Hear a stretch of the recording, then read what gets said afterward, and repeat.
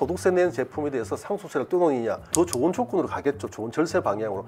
이것도 전 굉장히 불만이 많거든요. 8,800만 원까지 세율이 35%라는 거는 이거는 말도 안 되는 거예요. 우리나라 1억 연봉자들이 얼마나 많이 늘어났는데, 그리고 제가 상속 상담하다 보면 얼마나 억울하고 황당한 케이스들이 많은지 많겠어요. 엄청나게 많습니다. 정말 딸하고 엄마하고 한 집에서 30년을 산 거예요. 현업에서 상담을 하면서도 실제로 느낍니다. 세금이 너무 많아서 이민 가고 싶다는 말씀을 그냥 농담 비슷하게 하시지만 굉장히 많은 부분을 하고 있습니다. 그래서 최대 50%에서 40%로 좀 떨어뜨려 주자. 자녀 공제를 5천만 원에서 이제 5억으로 좀 증가를 시켜주자. 이런 안들이 여러 가지가 들어 있었었는데 이게 안타깝게도 세법 개정안에서 부결이 됐죠. 제가 볼 때 현 야당에서는 안 될 거라 생각했거든요. 내 선거 정책 노선을 갖다가 강력하게 어필하기 때문에 초부자 감세 안 된다는 거죠. 근데 지금 길게 보면은 해가 없나요? 2020년도에 이건희 삼성 회장이 돌아가시면서 12조가 나왔더라고요. 그다음에 넥슨이 6조가 나왔더라고요. 결국은 어떻게 됐습니까? 우리나라 이제 기재부가 2대 주주가 됐잖아요. 30% 확보하면서. 근데 했는데 팔렸냐고요? 안 팔리잖아요. 이게 똑같은 케이스가 스웨덴에서 나왔어요. 아스트라라고 이게 유명한 스웨덴 제약회사가 있어요. 네. 상속세 70% 내야 되는데 주식을 다 파는 거예요. 덩달아 다른 주주도 주식을 다 팔아. 주식이 폭락했네요. 결국 영국의 제네카에 넘어간 거야. 멀리 갈 것도 없어요. 우리나라 많이 쓰고 있는 37 손톱깎이 거기가 그렇게 된 케이스예요. 우리나라가 세금이 어느 정도 높은 수준이냐 이렇게 말씀하셨는데 우리나라 최고 세율은 50%인 건 맞습니다. 30억이 넘어갔을 때.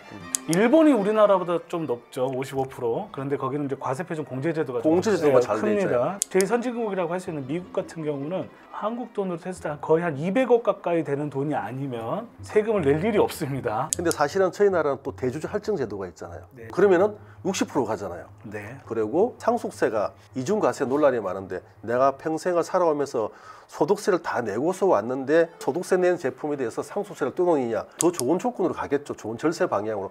이것도 전 굉장히 불만이 많거든요. 8,800만 원까지 세율이 35%라는 거는 이거는 말도 안 되는 거예요. 우리나라 1억 연봉자들이 얼마나 많이 늘어났는데, 그리고 제가 상속 상담하다 보면 얼마나 억울하고 황당한 케이스들이 많은지 많겠어요. 엄청나게 많습니다. 정말 딸하고 엄마하고 한 집에서 30년을 산 거예요. 근데 그 집이 처음에 분양을 받을 때 4,500만 원인가 5천만 원 정도 되는 걸로 분양을 받았던 거예요. 근데 그게 재배열되고 뭐하고 해서 그게 30억이 된 거야.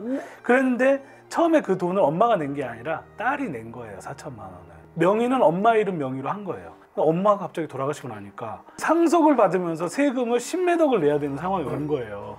그러니까 나는 엄마가 죽은데 갑자기 내 집이 없어지는 상황이 생긴 거야. 실질 과세 원칙 따지면 안 돼요? 그러려면 이제 부동산 실명법부터 시작해서 여러 가지 다 위반이 위반이네. 그래서 연부연납 신청하고 이자 내고 팔면 양도세 내야 되고. 그러니까 이제 황당한 일이 생긴 거죠.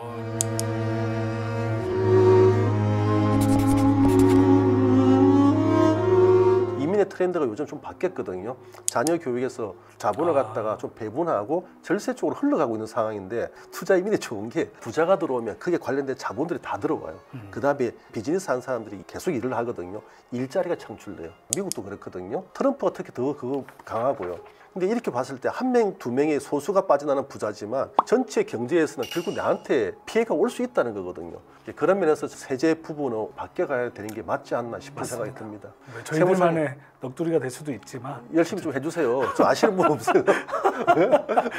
상속세법이 어떤 식으로 좀 됐으면 좋겠다라는 생각을 좀 간단하게 말씀드려 보자면, 지금 상속세는 소위 말해서 좀 돈 있는 사람이 상속을 하면서 넘겨주는 세금이라기보단 중산층까지 이제 부담하는 세금으로 변경돼 버린 측면이 굉장히 강해요. 맞습니다. 그래서 모든 국민들에게 세금을 낮춰주는 측면에서 생각해 본다면 공제제도를 올려줘야 됩니다. 그래서 맞아요. 자녀 공제들도 지금은 5천만 원인데 일괄공제라 그래서 이제 5억 공제를 받았었거든요. 근데 이게 자녀 한 사람당 5억 공제 정도를 해버리면 자녀는 많이 낳겠죠 이제. 그렇죠. 그런 점도 있고 또 2명의 자녀만 돼도 그렇죠. 10억인데 12억이 공제됩니다. 기초공제가 기초공제 또 2억이 들어가니까. 있기 때문에 12억에다가 배우자공제 5년이면 배우자까지 17억 정도 됩니다. 그러면 서울 중위권 아파트를 갖고 있다 하더라도 사실상 자산으로 인한 세금은 없어지는 결과가 됩니다. 그러다 배우자 공제도 좀 올려줘야죠. 배우자 공제는 상속 지분 범위 내에서 최하 5억에서부터 최대 30억까지 공제를 해줍니다. 우리나라 경제 규모가 이렇게 많이 커졌는데 30억 정도밖에 공제 안 해준다는 것은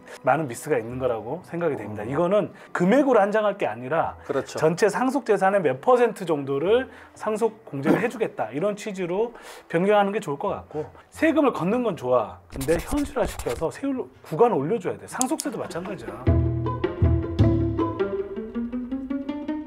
보통 세법은 항상 연도 말에 개정이 됩니다. 그런데 연말에 있었던 갑자기 뭐 이제 예기치 않은 사태들이 생겨가지고 이게 전혀 논의가 안 된 부분도 있기 때문에 이번 이제 여러 가지 정치적인 상황들을 현명하게 잘 지나고 나서 여야가 맞대고 합리적인 수준의 개정안들을 낼 수 있을 거라고 그렇게 생각됩니다. 그래서 상속세 개편안 첫 번째 일괄 공제 상향, 두 번째 배우자 공제 상향.